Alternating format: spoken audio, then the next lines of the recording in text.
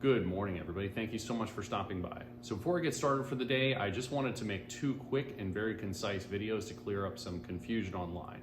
I've seen a few people, and now I heard a thing from a podcast trying to shift our Magnacut issue to something in-house. I've heard some people say, we've got this unique finishing method that's somehow creating the Magnacut issue. So real quick, I'd like to clear that up. Wherever we put these photos in here, these are samples I sent off to Niagara Specialty Metals in late 2022.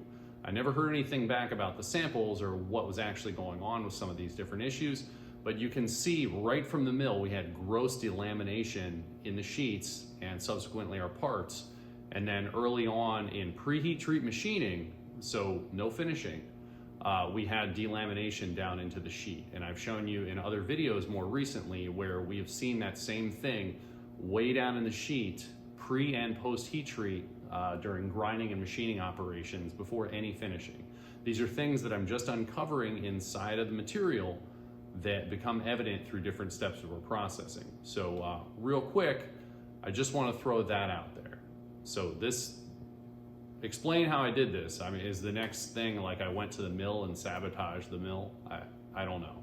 But also, putting all of that aside, I'd like to just talk about my finishing real quick. Mike reminded me yesterday that I was very helpful during the Millet days. I helped Millet directly with a lot of their projects, and some of that was with my finishing equipment. I finished titanium, aluminum, brass, and even copper. So I can successfully finish copper with my process, and it turns out really nice. If you guys out there got any of those Lucas Burnley side pops through Blade HQ that had a nice satin finish on any of those parts, that was me. You're welcome. They looked really nice. We did a beautiful satin finish on some different copper and titanium parts.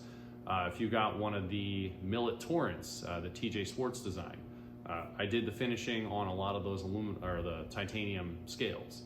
So those are all things that are much softer than blade steels.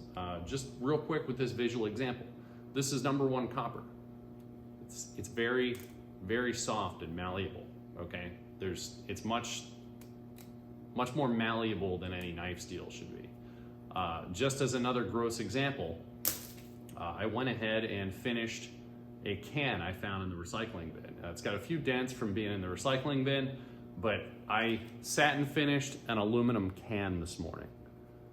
Okay, so there's nothing about my process. This is used a lot in aerospace and other industries.